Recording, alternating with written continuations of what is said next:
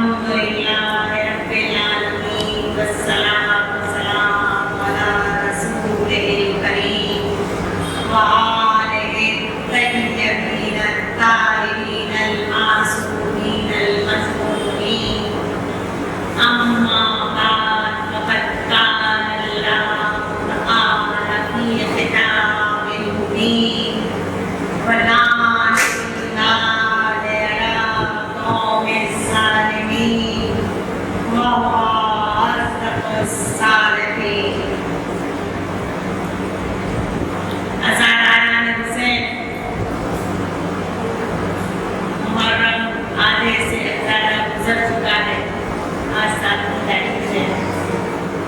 इसलिए आपसे हज़रत अब्बास कहकर भी पाते हो। मौत के समझ ज़हनियत के रखने वालों में यानी छोटा दिमाग नैरो माइंडेड लोगों ने अपनी जवान बच्चियों की खातिर करके कुछ अंग्रेजी के लफ्ज़ भी इस्तेमाल करो।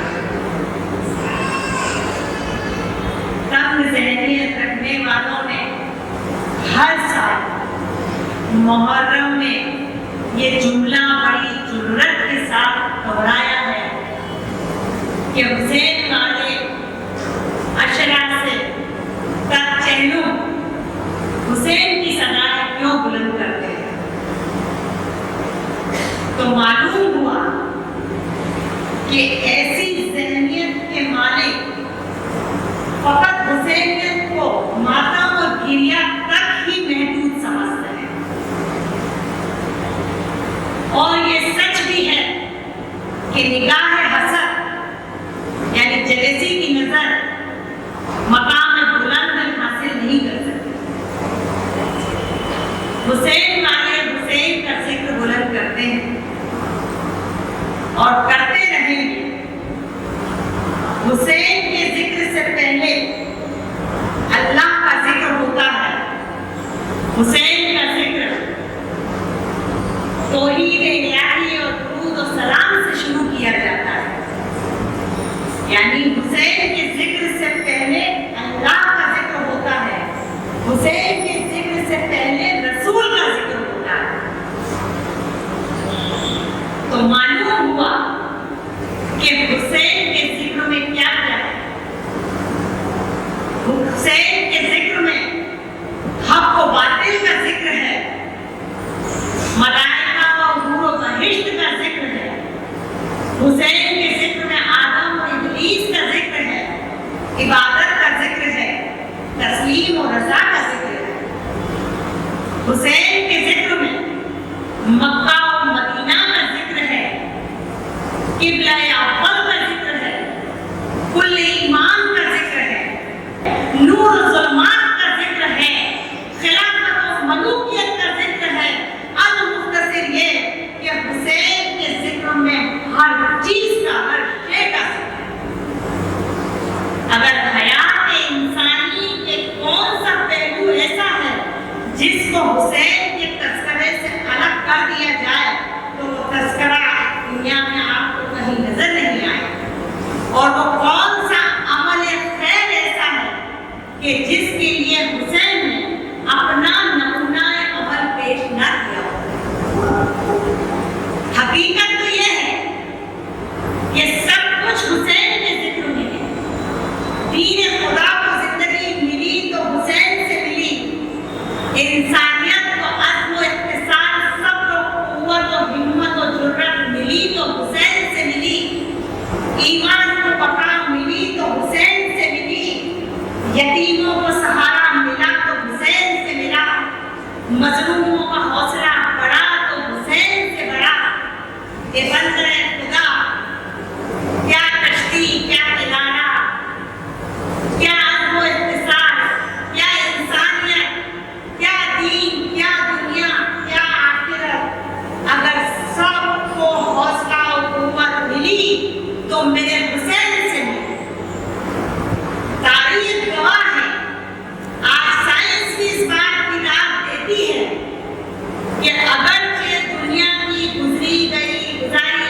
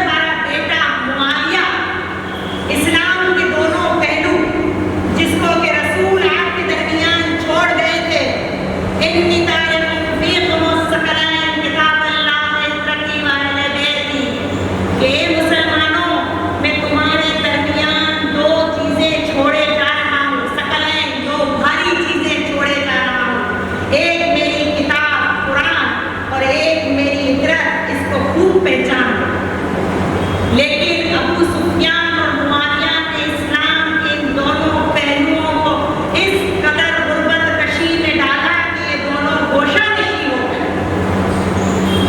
अब तक के खिलाफत पर यजीद शराब के नशे में झूम रहा है।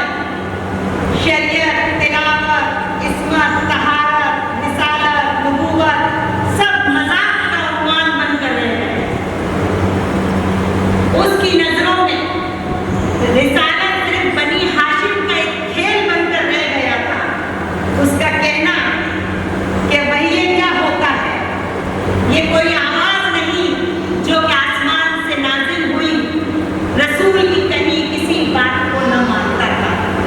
और हुसैन का यह अज़्म कि दीन खुदा एक ऐन हकीकत है जिसे मिटाया नहीं जा सकता, और उसकी बका के लिए आप इस अज़्म के साथ उठे और ये कहकर उठे कि ए नाना के दीन, अगर दीन खुदा को शरीयत मोहम्मदी को तब तक इस्तेहकाम सेफ्टी हासिल नहीं हो सकती जब तक कि हुसैन अपना गला न कटवा दे। तो आओ तीरों सेफों नफे सिनाओ नौजाओ सिनानो आओ, हुसैन बकाए दीन की खातिर सब कुछ देने को तैयार है। हुसैन अपना सर दे सकता है मगर दीन खुदा के लिए, शरीयत मोहम्मदी के लिए इस्लाम का वकार खत्म नहीं कर सकता।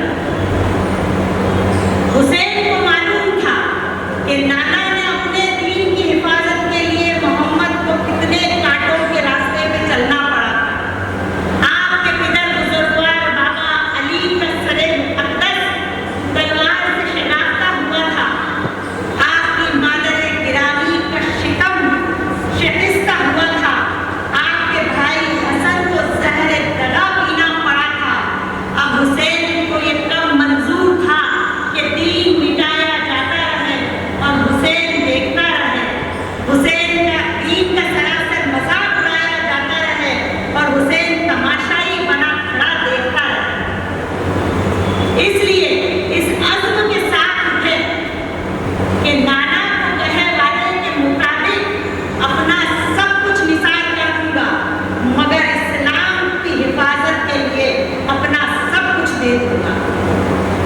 लिहाजा जब हालात बद से बदतर हो गए और यजीद लईन ने बैत का मुतालिबा किया तो आप कब्र रसूल पे तशरीफ लाए और आवाज दी कि ए नाना, आपकी उम्मत ने मेरे साथ बड़ी दगा की। अब मदीना रहने के काबिल नहीं रह गया। क्या ये मुमकिन नहीं कि मुझे भी अपने पास बुला लें, मैं भी आपके पास कब्र में आकर सो लूं? तो कब्र रसूल से आवाज आई कि ए नवासे, क्या तू अपने वादे से मुकर रहा है? अगर तुझे अपने पास बुला लूं तो करबला कौन जाएगा? तुझे कब्र में सुला लूं तो दीन खुदा की हिफाजत कौन करेगा? ये मेरे लाल उठ और इस अज़्म से उठ जैसे मैं उठा था। याद कर कि जब मैं उठा था तो तन्हा न था, मैंने गोद में तुम्हें लिया था। मेरे साथ में उंगली पकड़कर तुम्हारे भाई हसन को लिया। मेरे पीछे तुम्हारी मादर गिरामी ने जान की टुकड़ी माँ फातिमा को लिया था। फातिमा के पीछे पुश्त पे पुश्त पना अली को लिया था। तो ए मेरे लाल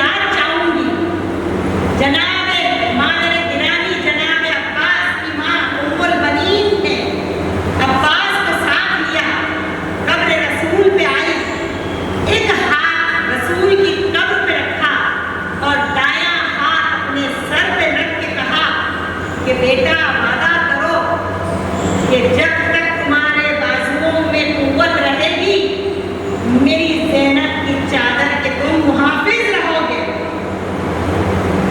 अब्बास ने माँ के सर पर हाथ रखकर कसम ली कि ए मादर गिरामी, इंशाअल्लाह ऐसा ही होगा। और काफिला मदीने से रवाना हो गया। अब बताती चलूं कि उम्मुल बनीन कौन है।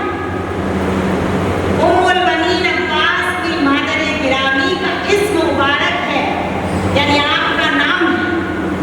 यह आपका नाम नहीं, यह आपका लक़ब है। आपका असली नाम बीबी फातिमा था, फातिमा बिन कलब। आपके खानदान का नाम बनु कलाब था। उम्मुल बनीन का बयान कर रही हूँ, जो कि अब्बास की मादर गिरामी है। अब्बास की माँ का नाम समामा बिन्त सुहैल था। बाबा का नाम हुस्साम था। हुस्साम जो कि अरब का बहादुर जंगजू, बहादुर पहलवान कहते हैं। अब्बास की माँ उम्मुल बनीन की नानी का नाम लैला बिन्त शहर और बाबा का नाम अबुल बर्रा उम्मुल इंसान, नेज़ों से लड़ने वाला था। बनी कलाब खानदान अरब का एक मशहूर नामी गिरामी पहलवानी खानदान था। अरब में छोटे बड़े परिवार खानदान नहीं होते थे, कबीलों के नाम से पहचाने जाते थे। अरब में दो कबीले बड़े मशहूर थे, एक बनी कलाब और एक बनु हाशिम। ये दोनों ही बड़े रौबदार और बहादुरी में नामी गिरामी थे। अरब के पहलवान अपनी तलवारों के कब्जे पे, जो हैंडल होता है उसको कब्जा कहा जाता है, उस कब्जे पे हुस्साम का नाम लिखवाते थे। और अरब के मुल्कों में जब भी जंग का ऐलान होता था, तो जंग के ऐलान से 6 माह पहले उनके सिपहसालार हुस्साम की शागिर्दी में फने सिपाही सीखते थे। मैदान जंग में कोई भी तलवार का टूटा हुआ कब्जा ऐसा नहीं मिलता कि जिसके नाम पे हुस्साम लिखा हुआ, क्योंकि मफरूर वो तलवार उठाता ही नहीं था। लिहाजा ऐसे नामी बहादुरी पहलवान था अब्बास का निमान। अमीरुल मोमिनीन अली मुश्किल कुशा की पहली जोजा मादर हसनैन के इंतकाल के बाद जनाब अली ने, अमीरुल मोमिनीन ने अपने बड़े भाई जनाब अकील से दरियाफ्त किया कि ए भाई अकील, किसी ऐसे शुजा तरीन खानदान से शादी करना चाहता हूँ कि जिससे एक ऐसा शुजा फर्जंद पैदा हो जो मेरे हुसैन का कुव्वत बाजू बने। देखिए, गौर कीजिएगा, आपने क्या फरमाया, शुजा तरीन खानदान से। ये नहीं कहा कि शुजा औरत से, क्योंकि मेरे मौला का कौल है कि मर्द शुजा अच्छा होता है, औरत बुज़दिल अच्छी होती है। बहादुरी मर्द का ज़ेवर होता है और हया औरत का ज़ेवर होता है। जिस कबीले का, जिस खानदान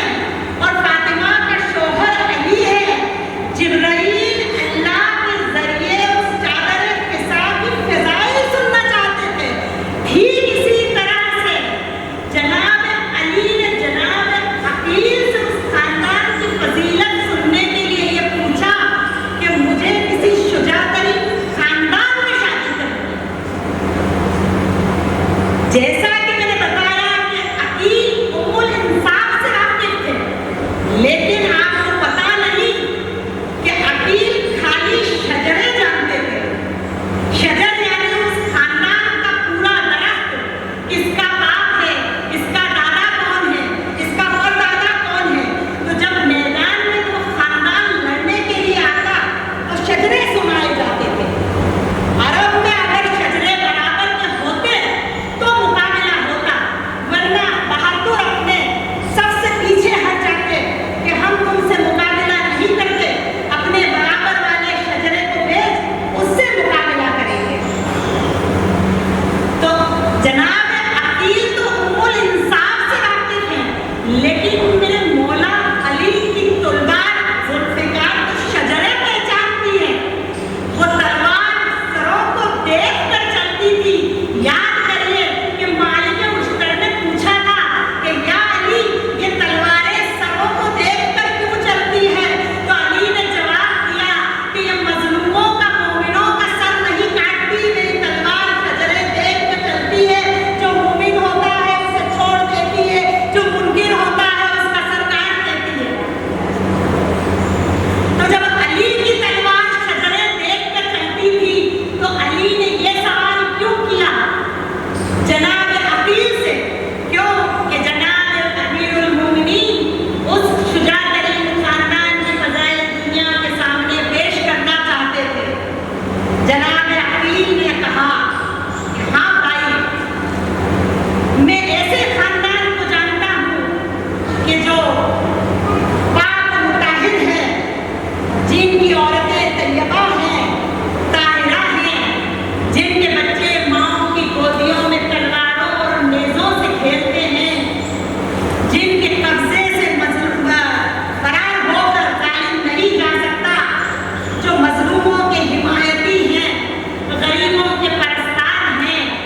मैं ऐसे खानदान को बखूबी जानता हूँ जो बनी कलाब का खानदान कहा जाता है। लिहाजा अली ने हाथ जोड़कर अर्ज की कि भाई, मेरा हक उस बिरादरी में करा दो।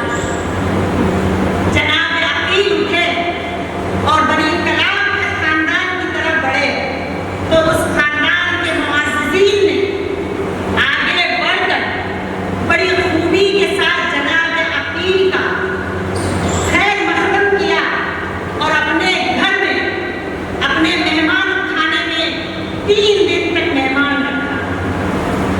अरब का दस्तूर है, दस्तूर शुरफ़ा समर, ए हाशिमी खानदान के जानदारों, ए अजीम खानदान की खास इज्जत वाली हस्ती, कौन वो शख्स है? तो नाम बयान करने से पहले खानदान हज़्ज़ाम का भी छोटा न था। अकील का जवाब सुनिए कि ए बहादुर खानदान के नौजवानों, ए अरब के सिपह सालारों के उस्तादों, ए गरीबों की हिमायत